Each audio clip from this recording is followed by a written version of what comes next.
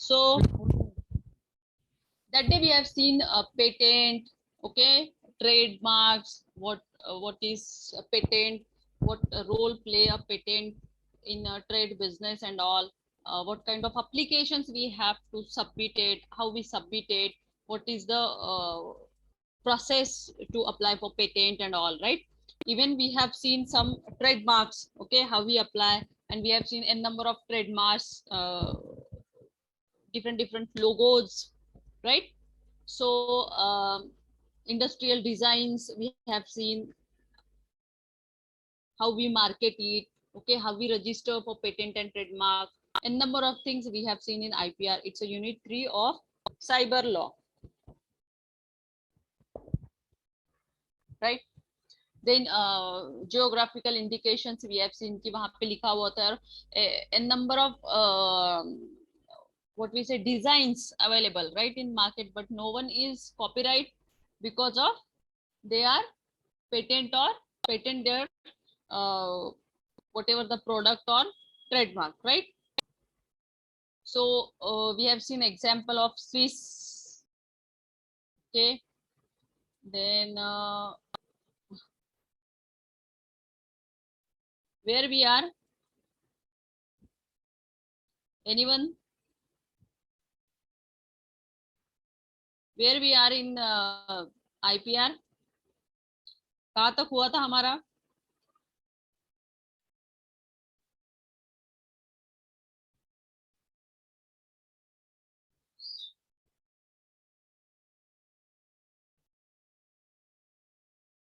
I think ये हो गया था, है ना, यूनिट 3, वी कंप्लीटेड यूनिट 3 और नॉट? किसी को भी पता नहीं है?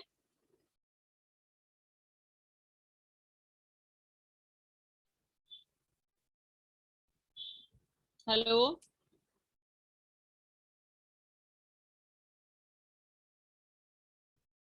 Yes, ma'am. what we have completed na?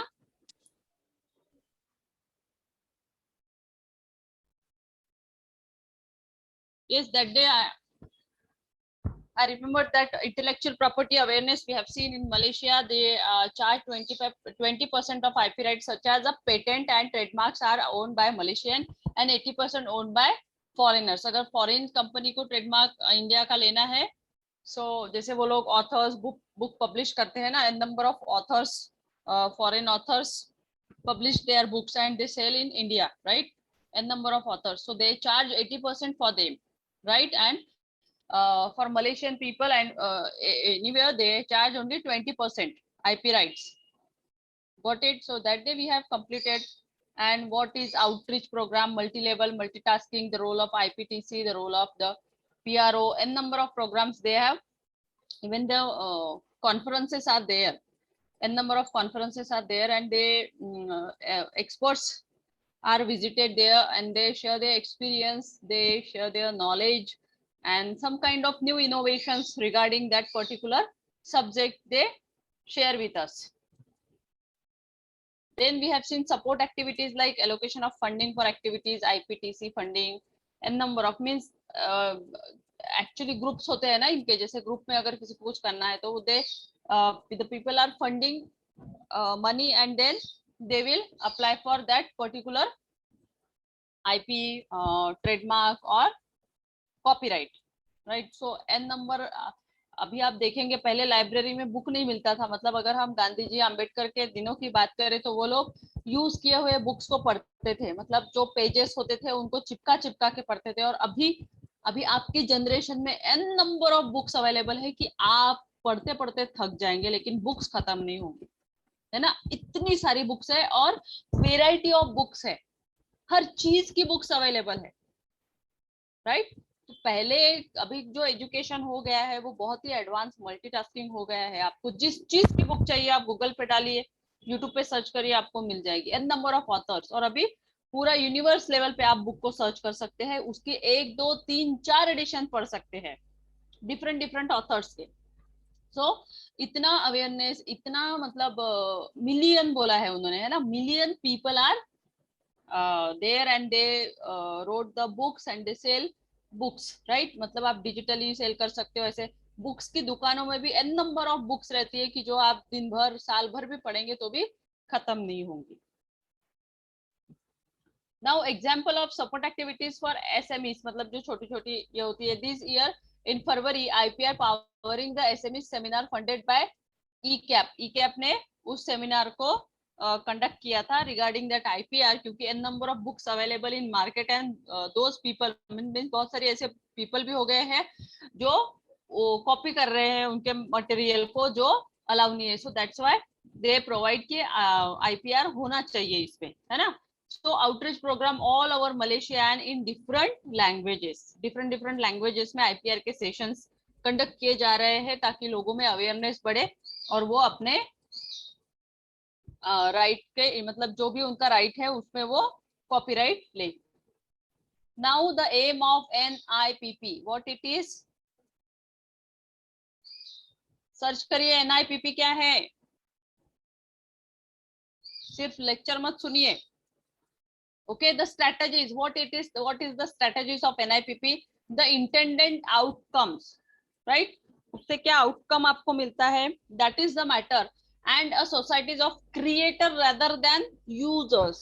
Obviously, जैसे अभी mobile n number of users है ना, n number of people सभी के पास है, रिक्शा वाले के पास भी अभी मोबाइल है बिकॉज वो डायरेक्शंस के लिए वो यूज करता है.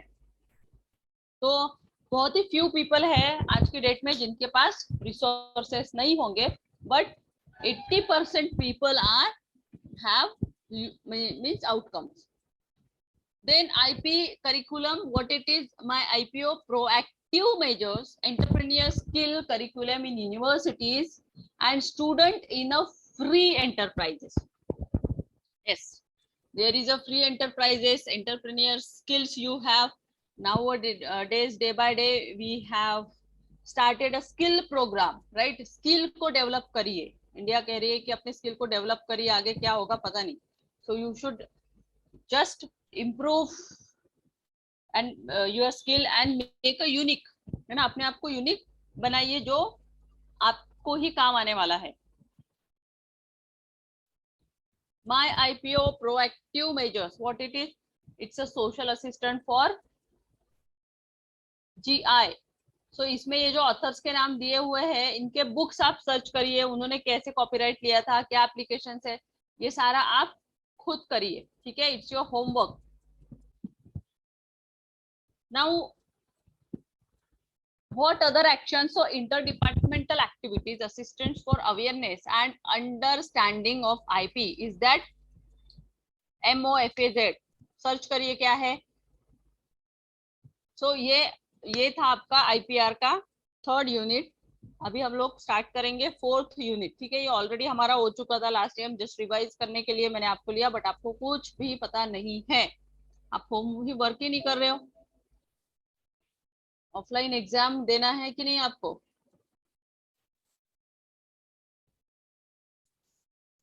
Now this is our fourth unit, privacy and personal data protection. So obviously we have everything, we have a number of data, but for that data security, what we do, okay, personal data security, whatever the data you have collected, it's not guarantee कि आज आपने data collect किया, मैंने बोल दिया 3-4 लोगों को जाओ मार्केट में जाके डाटा कलेक्ट करके आओ, मुझे रिसर्च पेपर बनाना है. आप गए, आपने लाया, लेकिन इसकी क्या गारंटी है कि आपने जो डाटा लाया वो आपका चोरी नहीं होगा. इसकी क्या गारंटी है कि आपने मतलब बेसिकली वो टाइप भी किया पेपर, तो वो कोई भी ले सकता है आपका. सो एन नंबर ऑफ थिंग्स, मतलब हमारे गुरुजी कहते थे कि ऑलवेज आपका जो भी डाटा होता है ना उसमें सिक्योरिटी रखो. सिक्योरिटी मींस उसमें उसको पासवर्ड करके रखो कि ताकि कोई भी आपके डाटा को ओपन न कर सके, है ना. कोई भी आपका डाटा इजीली कॉपी पेस्ट नहीं कर सकते. उसमें एक कमांड आती है आपके वर्ड में कि आपने एक बार टाइप किया और आपने वो कमांड दे दी तो कोई भी आपका डाटा कॉपी पेस्ट नहीं कर सकता, है ना. एक्सेल में भी वो कमांड है, कोई भी आपका सेल शेयर नहीं कर सकता. An number of things are there available, but आपको पता होना चाहिए, आपने यूज करना चाहिए. अभी तो सारा वर्क हम डिजिटाइजेशन पे ही कर रहे हैं, right. So content, what it is. Privacy and big data, how to maintain privacy in big data. Privacy, technology and legal aspect, what it is actually, and relevant European laws are there. So privacy issues and sources, unique privacy task force and recommendations for an example. So we have seen what it is exactly. The challenge of big data and number of data available in market. So to maximize the benefit of technology and minimize the risk, okay, minimize the risk to the individual. Every individual है ना, सबको individually, जैसे हमारा phone है, हम लोग उसे save करने के लिए पासवर्ड लगाते हैं, व्हाट्सएप आपका स्टार्टिंग पासवर्ड, तो an number of, right. So you have to maintain the privacy individually. Risk है ना कि आपके फोन का जो मैटर है अगर किसी ने ले लिया तो आप तो गए काम से. आपके उसमें an number of number save है, आपका उसमें बैंक डिटेल शेयर्स है, आपके क्रेडिट कार्ड, एवरीथिंग है उसमें, right. So be aware about it to ensure fairness and accountability. Obviously आप यू शुड एंश्योर दैट आपके पास जो भी, एक्सक्यूज मी, आपके पास जो भी डेटा है वो फेयरनेस होना चाहिए और उसमें ट्रांसपेरेंसी होनी चाहिए, अकाउंटेबिलिटी होनी चाहिए, right. Without it you can't share. वैसे तो हम करते ही नहीं, लेकिन करते भी हेल्प करते हैं ना. जैसे मैं आपको सिंपल सा एग्जांपल बताती हूँ. आपको सीसीज आप लिखते हैं, है ना. अभी मैं आपको बताती हूँ, आप थर्ड सेम में बहुत सारे बच्चों ने क्या किए थे, थर्ड या फोर्थ सेम के जो बच्चे थे सब के कॉपी पेस्ट, जैसे उसने लिखा सेम वैसे उसने लिखा, वैसे तो ऑब्वियसली तीनों को marks come. Got it. College कहता है कि ठीक है बाबा तुम कॉपी करो, हम नहीं बोलते, लेकिन हैंड रिटन में करो, एटलीस्ट अपने हाथ से तो लिखो. आपने वैसे के वैसे फोटो निकाले और वैसे ही अपलोड किए, वो तो पकड़ में आ गए ना आप लोग कि भाई आपने तो कॉपी पेस्ट मारा है इसका उसका, इसलिए कम मार्क्स. दो कम मार्क्स, इंटरनल मार्क्स कम. Don't do this. अभी भी जिन्होंने ऐसा किया होगा ना, फट से चेंज करके अपने हैंड रिटन में लिखिए अपने सीसीज से. क्या आपका क्या फेयरनेस और क्या अकाउंटेबिलिटी मेंटेन करेंगे. आप ऑफिस में ऐसा ही काम करते हैं क्या, इसका उसका, वो तो डिफरेंट डिफरेंट टास्क होता है सबका. यस और नो, किया कि नहीं किया copy paste. Am I audible. अभी बोलो yes ma'am, no ma'am. Yes ma'am. Very good, clap for you. So don't do this. चांगल्याने करा. एमबीए करायचं आहे तर काय आहे सगळं. Now is not a new problem, और ये नई बात नहीं है. हम लोग तो बहुत, गूगल पे अगर आपको मिल गया कितना खुश, हाँ मिल गया मिल गया. इस बार आपने कुछ भी मेहनत नहीं की है फर्स्ट सेकंड थर्ड सेम में, क्योंकि गूगल था. अभी आप लिखो हाथ, कैसे हाथ दर्द देगा पता चलेगा आपको. कैसे इतने, अगर आपने शॉर्ट आंसर लिखे कि गए, आपको लॉन्ग आंसर ही लिखना है. 10 मार्क्स के क्वेश्चन के लिए आपको 3 पेज का आंसर लिखना ही है, 3 to 4 पेज. 5 मार्क का क्वेश्चन है, आपको आगे पीछे से 1 पेज 2 पेज लिखना ही है. Got it. तब जाके आपको 3 या 2 मार्क्स मिलेंगे. आपने अगर कंटेंट लिखा तो गए काम से, 2 मार्क भी नहीं मिलेंगे, आधा. समझ में आ रहा है मैं क्या बोल रही हूँ. So keep practice, keep writing every day. भले ही पाउंड पाउंड लिया पण लिहा. So modern privacy law is in a part of response to big data. मतलब अभी जितना भी बिग डाटा, जितने भी लोग ये सब पेपर बनाते हैं या फिर बुक लिखते हैं, तो they can't copy each other because softwares are available. Last lectures we told you कि सॉफ्टवेयर में आपका डाटा डाल दिया, जैसे मैंने आपको बताया ना सीसीज, सबको कितने मार्क्स मिले, अगर आप सबके सीसीज चेक हो चुके हैं, समझे, सबको 0 मिल चुके हैं जिन्होंने कॉपी पेस्ट किया है. Got it. तो डाटा पता चल ही जाता है, पूरा रेड आता है उसमें. उस दिन हमारा प्लेगरिज्म ओपन नहीं हुआ था, आपको दिखाया रहता, लेकिन आप चेक करके देखिए अपने डाटा को, जिन्होंने भी बनाया है ना वो प्लेगरिज्म में डाल के देखिए, और देखिए कैसे रेड रेड रेड रेड आता है. शो क्लियरली दिखा 85% प्लेगरिज्म गए, ओनली 10% प्लेगरिज्म अलाउड, ओनली 10%. और आपका तो 75%, 91 का तो 96% है, 100%. Got it. So the this is the data, मतलब जितना भी डाटा है वो डाटा को सिक्योर करने के लिए अपना टेक्नोलॉजीज को यूज करना है, और उस डाटा में ट्रांसपेरेंसी होनी चाहिए, मतलब फेयरेबिलिटी होनी चाहिए, ट्रस्टवर्दी होना चाहिए, जो भी आपने लिखा वो ट्रू बेस पे होना चाहिए, ऐसा कुछ भी नहीं। Now privacy and big data, what it is? Big data interacts with privacy in two ways से वो प्राइवेसी को मेंटेन करता है। हाउ? सो प्राइवेसी लॉ में effect the use of big data and the ability to combine big data source, right? Big data का जो source होता है, कहाँ से आता है, कहाँ से लिया जाता है, वो सॉफ्टवेयर में डालो तो आपको पता चल ही जाता है। दिस में prevent the linking of sources with very interesting uses for official statistics. इसका सोर्स जो है वो उसमें डालो तो ऑफिशियली वो दिखा देता है how much percentage plagiarism are available in your book, thesis, dissertation, SIP or articles, right? So big data based generalized predictions may affect a certain group of individual in a negative way. What it is? Big data based generalized predictions may affect certain groups of individual in a negative way. Negative way, just for example, excluding someone from health insurance for forcing someone to pay a huge insurance, है ना? Excluding someone that from health, if you have taken some insurance policy, right? Health insurance, forcing someone, अगर आपने आपको किसी ने force किया कि बाबा ये हेल्थ इंश्योरेंस पॉलिसी ले लो, है ना, और उसकी अगर फीस बहुत ज्यादा होंगी तो आप लेंगे क्या?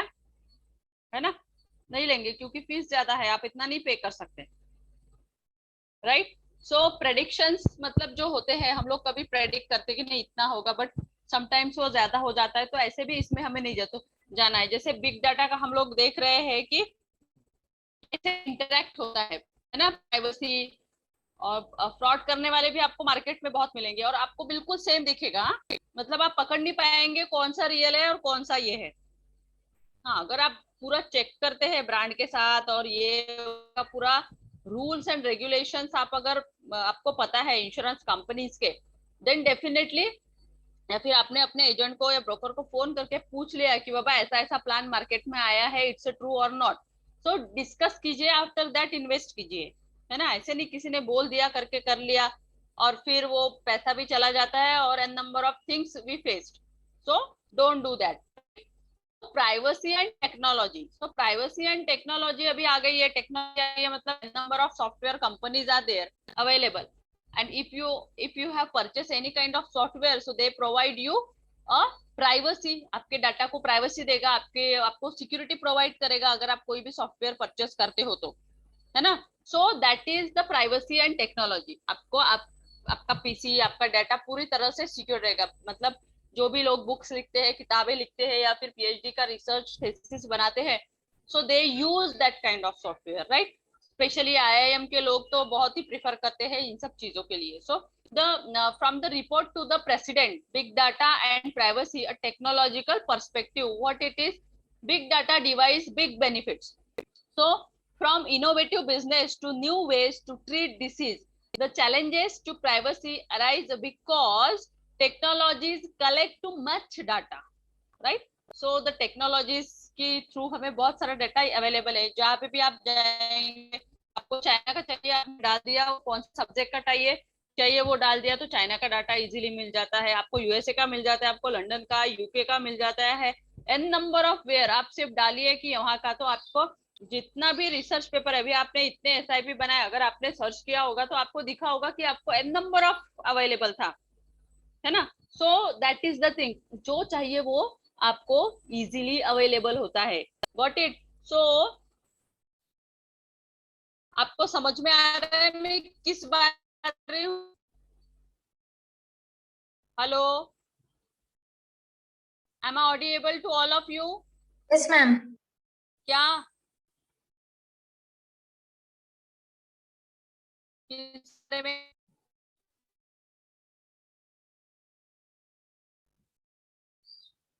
किस बारे में बता रहे हैं हम लोग, क्या बात कर रहे हैं?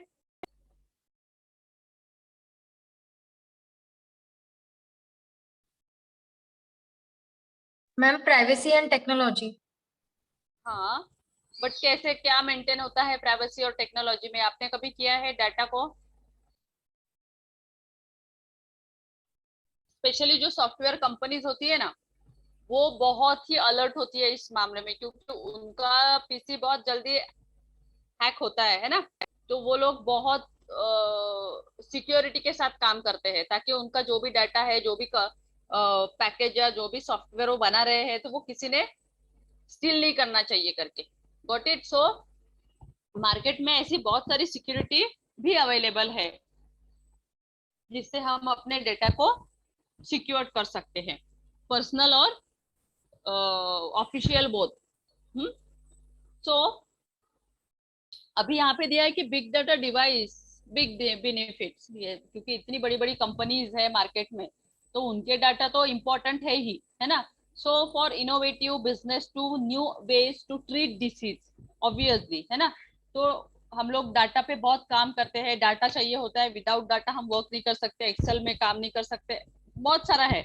तो वो डाटा रीयूज होता है, बार बार चेक होता है, ऑडिट होता है, इंटरनल एक्सटर्नल, वो डाटा को बार बार वेरीफाई किया जाता है। तो उस डाटा की सिक्योरिटी के लिए, जैसे फॉर एग्जाम्पल जैसे करते हैं, उनका जो मंथ ईयर एंड हो जाता है मार्च का, है ना, अप्रैल से लेके मार्च तक का, जैसे पिछले साल का जो हुआ होगा अभी उनका 21-22 का, तो वो डाटा उन्होंने, बैंक हो चाहे वो software company, any any company ने क्या किया, 31 मार्च के दिन, 2-3 दिन बैंक को बंद करके उन्होंने अपने डाटा को सारी एंट्रीज करके क्या कर लिया, सिक्योर्ड कर लिया। सिक्योर्ड कर लिया मीन्स लॉक कर दिया उन्होंने, ताकि कोई उसमें बैक डेट में जाके एंट्री ना कर सके, बैक डेट में जाके कोई ट्रांजैक्शंस ना कर सके। क्योंकि अभी वो डाटा पे बहुत काम होगा, उस पे ऑडिटर काम करेगा, एक्सटर्नल इंटरनल, उस पे बाकी लोग भी काम करेंगे, क्योंकि उसमें बैलेंस शीट बनानी है उसको, टैक्स डिपार्टमेंट वाले रिव्यू करेंगे। कम से कम 50-60 बार वो डाटा रिव्यू होता है, परचेज डिपार्टमेंट का, सेल डिपार्टमेंट का, कैश डिपार्टमेंट का, लोन डिपार्टमेंट का, n number of departments are there. तो वो उस डाटा को क्या कर लेते हैं, जब उनका फाइनेंशियल ईयर क्लोज हो जाता है तो उसको लॉक करके रख देते हैं, ताकि उसमें रिव्यू कर सकते हैं आप, है ना। आप उसमें रिव्यू का चेंज, जैसे आपका बैंक का स्टेटमेंट ले लीजिए, आप उसको देख सकते हैं, बट उसमें चेंजेस नहीं कर सकते। क्यों? क्योंकि अथॉरिटी किनके पास है, उनके पास। So that is the security. Big data, इतना सारा डाटा रहता है, N number of people are in millions data है, बैंक के पास है ना, टैक्स डिपार्टमेंट में है, लोन डिपार्टमेंट में है, एनआईटी के पास है, म्यूनिसिपल के पास है, एवरीवेयर है, सभी जगह है। और अभी तो डिजिटाइजेशन की वजह से हम भी डाटा कर रहे हैं, वो सारा इसी में सिक्योर करके रख रहे हैं। तो वो डाटा को कोई है, जैसे आप बैंक में जाते हैं, आपने अपना लॉकर खोला, वहां पे आपको एज इट इज मिलता है। क्यों? क्योंकि सिक्योरिटी है, सिक्योरिटी के चार्जेस भी ले रहा है वो, तो आपका डाटा जो भी है, मतलब पैसा हो या कुछ भी हो, सिक्योर तो है ना। So same thing applicable for your data. किसी सॉफ्टवेयर या कोई भी काम कंपनी में काम कर रहे हो, जिस भी पीसी पे या खुद पे, तो वो भी वहां पे आपको सारी चीजें प्रोवाइड करता है, because to maintain and secure your data. Got it? Yes और नो? Any examples? किसी को कोई एग्जांपल देना है regarding that? Please share with us.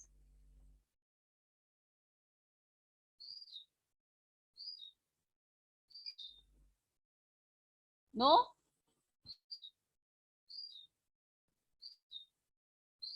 Wait a minute. Yes yes, बोलो बोलो।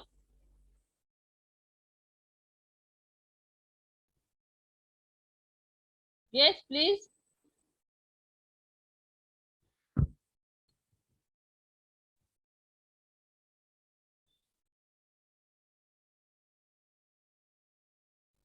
ओके। सो फाइनेंस मिनिस्ट्री के पास भी इतना डेटा है, एचआर मिनिस्ट्री के पास भी इतना डेटा है, तो उन डेटा को उन्होंने क्या किया है, सिक्योर मेंटेन करके रखा है। मैंने जैसे लास्ट टाइम भी बताया था कि टैक्स डिपार्टमेंट ने आपके सारे रिटर्न सिक्योर करके रख दिए हैं। आप अपने लॉगिन से खुद देख सकते हैं पिछले 10 साल के रिपोर्ट, आपके रिटर्न्स। अगर आपको कुछ लोन वगैरह लेना है और आपके पास रिटर्न नहीं है, तो आपके रिटर्न वहां पे सेव है, आप वहां से कॉपी करके डाउनलोड कर सकते हैं। इतनी सिक्योरिटी दे दी है अभी। अभी आपको ढूंढने की जरूरत नहीं है, इधर उधर जाने की जरूरत नहीं है, इजीली लॉग इन करो, रिटर्न में जाओ, हिस्ट्री में जाओ, आपके सारे 10-15 साल के रिटर्न वहां पे मिलेंगे। Got it. बट वो सिक्योर्ड है, अभी उसे कुछ नहीं हो सकता। इन केस अगर हो भी गया तो भी उन्होंने वहां पे प्रोटेक्शन किया हुआ है, सिक्योरिटी की हुई है। ट्रांसपेरेंसी बहुत हो गई है अभी, राइट। सो दीज चैलेंजेस, मतलब ये तो चैलेंज ही था ना इंडिया के लिए कि धीरे धीरे प्रोग्रेस तो कर ही रहा है, no issue, right. But it's really challengeable, और पेंडेमिक ने सब कुछ चेंज कर दिया। सब अभी ऑनलाइन, आपको सब ऑनलाइन, कास्ट वैलिडिटी, आपके सर्टिफिकेट सब ऑनलाइन मिल रहे हैं, सब, right. So this is the expected right now. अभी सब टेक्नोलॉजी परचेस करके सारी चीजों को हम लोग क्या कर रहे हैं, अप्लाई कर रहे हैं, यूज कर रहे हैं, ताकि हमारा स्किल डेवलप हो, हम लोग अवेयर हो, और हमें भी वो सिक्योरिटी मिले। Got it. So these challenges are compounded by limitations on traditional technologies used to protect privacy, right? So it is concluded that technology alone cannot protect privacy. Absolutely right. I read again.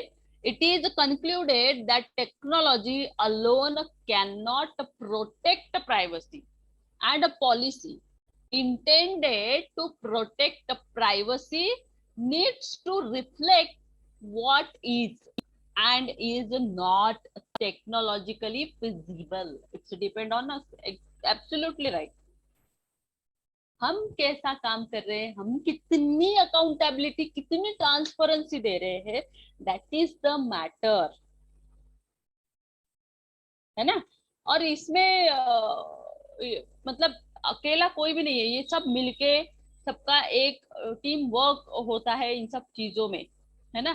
So that is the matter. क्या चाहिए, transparency चाहिए। कैसी चाहिए, positive transparency चाहिए, ताकि we all people get together and work it together. Now, privacy and law, right? How law interacted and how law the work is actually. So, privacy from a legal perspective, what it is, privacy will be to the information economy of the next century what consumer protection and environmental concerns have been to the industrial society of 20th century. When it comes 20th century, privacy law, because a number of fraud happened, Facebook, and a number of cyber cases are there. Therefore, they maintain privacy. In on the time of lockdown, we have seen, right? So privacy will be the information economy of next century, what consumer protection and environmental concerns have been to the industrial society of the 20th century. ठीक है, 20th century में industrial society को उसका protection मिलना चाहिए, everything, सारी चीजों को अप्लाई होनी चाहिए, that's why the law publish. Now in the next 100 years, the New York Times 1996 में जो केस हुआ था, आप पढ़िए क्या था, आपको पता चलेगा। So that is mentioned here कि privacy is the most comprehensive of all rights and the one most cherished by free people, है ना। हमें तो पता है, हम लोग वैसे भी इंडियन मेंटालिटी के हैं, तो इंडियन जो भी लोग होते हैं ना, उनको दूसरों की प्राइवेसी में बहुत इंटरेस्ट होता है। कॉमन थिंग की बात करें हम, है ना, मतलब बहुत से ऐसे पीपल होते हैं कि नहीं, खुद का नहीं देखेंगे, दूसरों के इसमें, कोई भी हो, उसका डाटा मिल रहा है क्या, जैसे फिल्म इंडस्ट्री में वगैरह होता है, इसका ये चुरा, उसका वो चुरा, उसका थीम चुरा, उसका म्यूजिक चुरा, उसका ये n number of things it happened, right. तो देयरफॉर अभी सभी जगह ये आईपीआर, ये वो, इतने सेशंस, इतना होता है, अवेयरनेस बढ़ गया है कि कैसे नहीं होना चाहिए, इस चीज को रोकने की, कंट्रोल करने की कोशिश की जा रही है, राइट।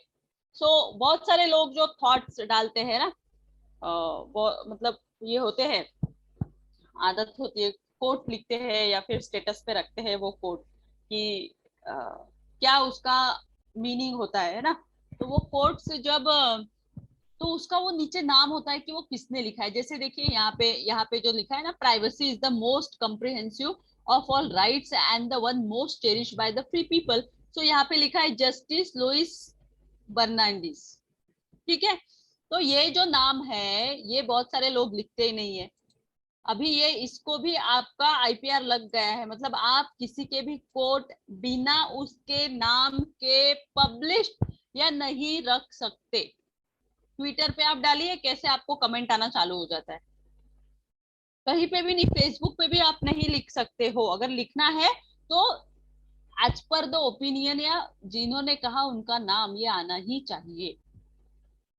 Got it. तो अभी सिक्योरिटी बहुत बढ़ गई है, आप ऐसे ही किसी का यूज नहीं कर सकते। मैंने आपको एक एग्जांपल भी दिया था अमिताभ बच्चन का, कि उन्होंने ऐसे ये कोट ट्विटर पे डाल दिया था और उसपे नाम नहीं लिखा था, तो बहुत ये, तो नेक्स्ट डे उन्होंने सबको सॉरी कहा था, मतलब ट्विटर के through. So most important European law क्या होता है, उन्होंने क्या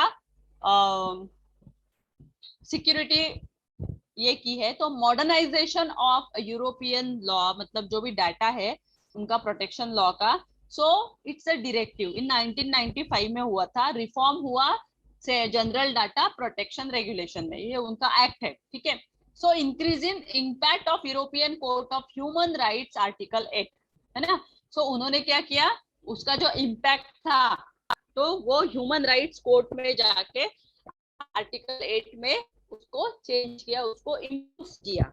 सो everyone right to respect for his private and family life, his home and his correspondence, right. So हर एक प्राइवेसी है, हमें किसी की प्राइवेट लाइफ में जाने का या उसको इंक्वायर करने का खुद डिस्कस करता है, that is you don't ask without her, right, या without his or her permission, you don't have right।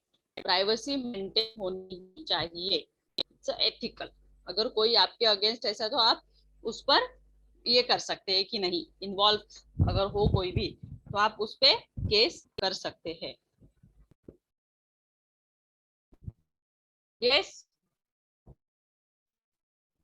For each country the national statistical law is also important.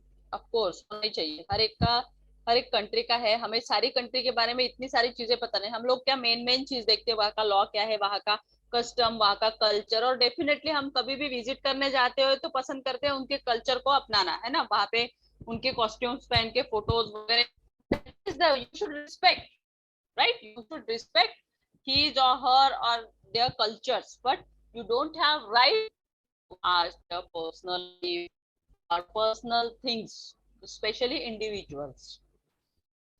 Got it? Yes or no? तो चुपचाप सब सुनते हो, लेकिन कोई बोलता नहीं, किसी को कोई ऑब्जेक्शन नहीं, किसी को कोई क्वेश्चंस नहीं। Am I right? तो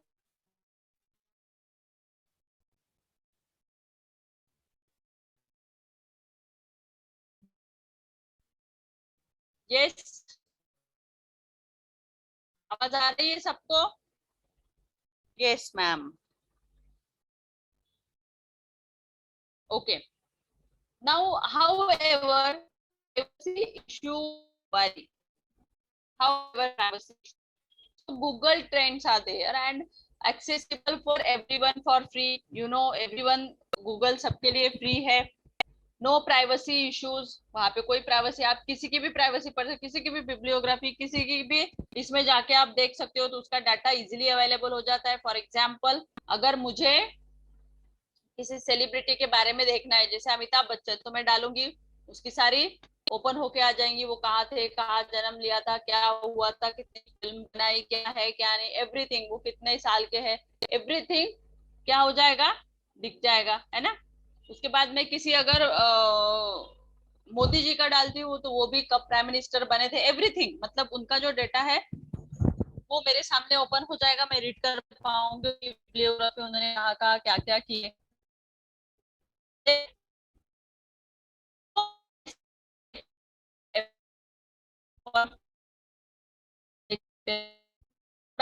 issues are there, exist, they're like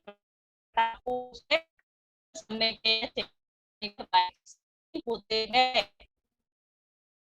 बाकी पे आप आके भी अगर आपने लगेगा तो वहाँ से आप मैसेज आ रहा है, वो लेती हूँ आपको राइट्स हो तो चीजें अगर कुछ इनोवेशन रिसर्च में आ जाती है तो वो लोग अप्लाई करते हैं कि you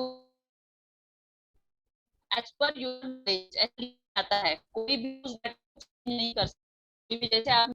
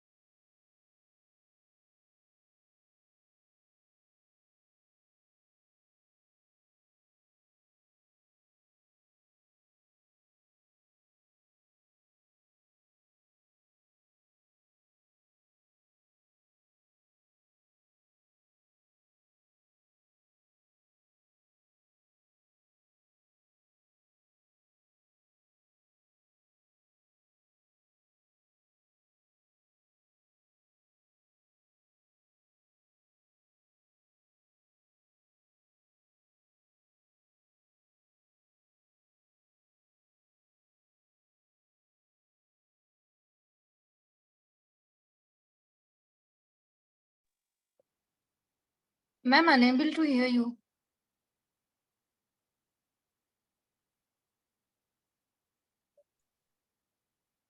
Now audible?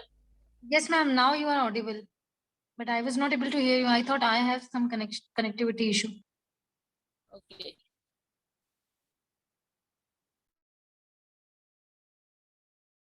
So there I was yes कि एक्सेस डाटा का जो एक्सेस है डाटा बोलो या फिर आपका जो तो वो जो डाटा का नंबर ऑफ डाटा अवेलेबल इतना सारा डाटा अवेलेबल है तो उसका एक्सेस आपको इजीली मिल जाता है। अगर हम बात करें जर्नल्स की, आप इतने सारे रिसर्च पेपर और जर्नल्स अवेलेबल है मार्केट में, तो आप वहां का डाटा लेके भी बहुत कुछ कर सकते हो। मतलब सेकेंडरी डाटा का भी यूज करके आप अच्छा पेपर, अच्छा एसआईपी बना सकते हो, क्योंकि वो रीडेबल थिंग है, आप उसे रीड कर सकते हो, स्टडी कर सकते हो, but as it is publish नहीं कर सकते because of some kind of restrictions. Got it? So there is some limited privacy, there is some issues. Got it? So social media भी है, सोशल मीडिया पे भी हम लोग बहुत सारी न्यूज देखते हैं, बहुत सारे रिपीटेशंस ऑफ न्यूज देखते हैं, ये हुआ यहाँ, ये हुआ यहाँ, वो हुआ, बट चॉइस है ना। पब्लिक कितना देखती है, पब्लिक कितना लाइक करती है, that is the matter. And जो सोशल मीडिया पे यूट्यूब डाल रहे हैं उस पे लाइक मिल रहा है, N number of things, but same thing वो नहीं पब्लिश कर सकते, सेम थिंग नहीं, क्योंकि वो क्रिएटेड बाय, वहां पे सारी चीजें अवेलेबल होती है। हाँ, आप अपना बना के डाल सकते हैं, लेकिन सेम इट इज नहीं बना सकते हो, राइट। सो मोबाइल का भी वैसे ही, मोबाइल में भी अभी एन नंबर ऑफ एक्सेस आ रहा है। मैंने बोला था कि हम लोग यूज तो कर रहे हैं, लेकिन समवन इज देयर, कोई तो भी हमारी बातें सुन रहा है और आपका सारा डाटा उस पास है, साइबर वालों के पास है। अगर इन केस आपके यहाँ कुछ हो गया और घर वालों को कुछ पता ही नहीं है क्या हुआ, आप कहाँ थे इतने वक्त, किसने फोन आया, कितने मैसेज किए, क्या, तो आपने अगर कंप्लेंट की तो साइबर वाला आपको रिपोर्ट दे देगा, क्या मैसेज हुआ, कितनी बातें की, किसको क्या कहा, एन नंबर ऑफ थिंग। वहां पे आपका रिकॉर्डिंग है, वहां पे आपका व्हाट्सएप भी वो लोग चेक कर रहे हैं, right, because of for security. Got it? बिल्कुल भी। सो लिखते वक्त या किसी को कुछ भी भेजते वक्त थोड़ा सा अवेयर होके ही भेजिए। Got it? So choice micro और एग्रीगेटेड डाटा। ठीक है, माइक्रो और aggregated data what it is, कि आपका जो डाटा है वो होना चाहिए और रियल होना चाहिए। Now combine big data source what it is. बहुत सारा हम लोग, जैसे आपको प्रोजेक्ट बनाना था तो आपने बहुत सारा डाटा कलेक्ट किया, यहाँ से लिया कुछ, वहां से लिया कुछ, यहाँ से लिया, है ना। तो कंबाइन डाटा करके, जैसे फॉर एग्जाम्पल मैंने अगर आपको एक प्रोजेक्ट दिया कि रेशियो एनालिसिस पे प्रोजेक्ट बनाइए टाटा कंपनी का, तो आप क्या करेंगे, टाटा कंपनी का सारे साल के 5-6 साल के रिपोर्ट को एनालिसिस करेंगे, एग्रीगेट करेंगे, कलेक्ट करेंगे, है ना। फिर उसमें से जो जो आपको चाहिए, जैसे टेबल्स क्या है वो रीड करेंगे, उसको दिखाएंगे। फिर नेक्स्ट ईयर का टेबल लेंगे, उसमें क्या था वो दिखाएंगे, फिर उसका कंपेयर करेंगे, कहाँ ज्यादा था कहाँ नहीं, फिर 5-6 मिला के एक बनाएंगे, है ना। दैट इज द थिंग, वो आप एग्रीगेट कर सकते हैं, वैसा आप कर सकते हैं, that is allowed. But same thing आप नहीं दे सकते because of the privacy issue, because of the technology, because of the security issue. Study के लिए आप यूज कर सकते हैं, ये जो सारा डाटा अभी अवेलेबल है बिग डाटा, वो ओनली फॉर स्टडी के लिए यूजफुल है। आपको एज इट इज नहीं देना है, उसमें आप करेक्शन कर सकते हो, उसमें आप चेंजेस कर सकते हैं अपने ओन, इसमें आप लिख सकते हैं, लैंग्वेज भी चेंज कर सकते हैं। Got it? So that is the privacy, because क्योंकि वो प्राइवेसी है, उसका खुद का बनाया हुआ है ना। सो इश्यू टू कंसिडर में effect privacy what it is. Does NSI have access the data legal base पे, है ना। एनएसआई जो होती है, नेशनल स्टॉक एक्सचेंज कंपनीज जो है, उनको भी लीगली एक्सेस चाहिए होता है, कंसेंट चाहिए होता है। Without consent use this data. जैसे फिल्म इंडस्ट्री में भी, अगर मैंने कोई स्टोरी बनाई है और मुझे उसको फिल्म बनाना है, फिल्म में दिखाना है, तो उनको कंसेंट लेनी होगी, मुझे वो प्रोसेस करके देनी होगी। What it? तभी वो पब्लिश होगा, अदरवाइज नहीं, उसमें मेरे रूल्स और रेगुलेशंस होंगे। What it? So that is वही मेरा अगर सॉन्ग भी है, अगर मैंने कोई सॉन्ग लिखी या कोई पोएम लिखी, तो दैट इज मैटर। राइट। वो डिपेंड करता है आपको आईपीआर लेना है नहीं। अगर आपने एक बार आईपीआर ले लिया और वो पब्लिश हो गया तो वो कोई अगेन नहीं कर सकता, है ना। अभी एन नंबर ऑफ थिंग्स आ गई है, लाफ्टर्स आ गए हैं, पोएट, वो अभी सब पुरानी चीजों पे इतना, लेकिन अभी नई नई चीजें मार्केट में बहुत अवेलेबल है। So, can or may NSI have a book look behind the scenes, right? Next question is, does NSI need microdata for aggregate? For what purpose is the data collected? What is the interest of big data maintain? Okay, इसके पीछे क्या intention है उनका? Who owns the data? Are intermediates involved? Cost क्या है? Can informed consent be applied? And when several sources are involved, right? तो ये सारी प्राइवेसी है।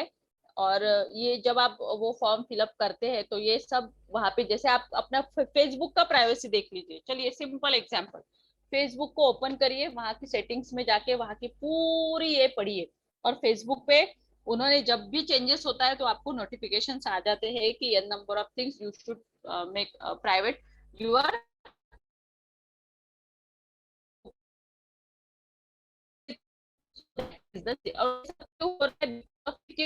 तो आप ये कितना सिक्योर्ड होगा, मिलियन पीपल सिक्योर्ड है। हाँ वो तो ठीक है भाई, जिनको गलत करना ही है वो तो करेंगे ही, नो मैटर, है ना। सो द थिंग्स, यस, किसी को कोई इशू है, डाउट है, या कोई कुछ शेयर करना है regarding that? Ma'am no, okay, next. This is, ये जो है, एक सेकेंड, जैसे ये आपको एक साइड दी हुई है, बोल सकते हैं, जैसे role of big data in the modernization of statistical production, ये हुआ है यहाँ पे वेबसाइट पे कि बिग डाटा कैसे, इसमें बहुत सारे पेपर भी बने हुए हैं, रिसर्च पेपर बिग डाटा, है ना। अगर आप गूगल पे डालेंगे पेपर रिगार्डिंग बिग डाटा तो आपको एन नंबर ऑफ पेपर्स मिलेंगे कि कैसे डाटा पे अकाउंट्स में है, आपके क्लाउडिंग पे बने हैं, इंजीनियरिंग पे पेपर्स आपके बने हुए हैं, एन नंबर, क्योंकि डाटा तो हर जगह डिफरेंट डिफरेंट अवेलेबल है, बुक्स तो एन नंबर ऑफ अवेलेबल है एवरी सोर्स का। तो उसके ना आप लिटरेचर रिव्यू पढ़िए अगर आपको टाइम मिलता है, और उसका कंटेंट पढ़िए, कंक्लूजन पढ़िए, क्या लिखा है रिगार्डिंग दैट, कंक्लूजन पढ़ने से समझ में आ जाता है ना। तो अगर आप, आपको आता है कि नहीं पता नहीं, और कंक्लूजन समझने से, पढ़ने से समझ में आ जाए, या फिर लिटरेचर रिव्यू से भी पता चल जाता है कि ये पेपर रिगार्डिंग किसके है, कौन से बिग डाटा पे है ना। तो उसका स्टैटिस्टिकल आपको देखना है, तो कहाँ पे कितना यूज हुआ है ना, तो आपको मिल जाएगा। मतलब एन नंबर ऑफ पीपल, कितने लोगों, जैसे आप देखो एक हाथ वेबसाइट, कॉलेज की वेबसाइट या कुछ भी आप अगर सर्च करते हो या देखते हो या रिव्यू करते हो, तो उसमें लिख के आता है ना साइड में कि कितनी बार आपने देखी है, 150 टाइम्स, है ना, 300 टाइम्स, कितने यूजर्स वो देख रहे हैं, कितने फॉलोअर्स है, वहां पे काउंट होके आता है। Got it. तो दैट इज द थिंग कि वहां सब देख रहा है ना, सिस्टम को सारी चीजें ऑटोमेटिक पता चल रही, देख ले। देखिए अभी आपको मतलब कैसे ये करता है वो, आपने ये साइट पे जाके गए टाटा के, और टाटा के साइट से डाटा ले लिया, लैंग्वेज है ना।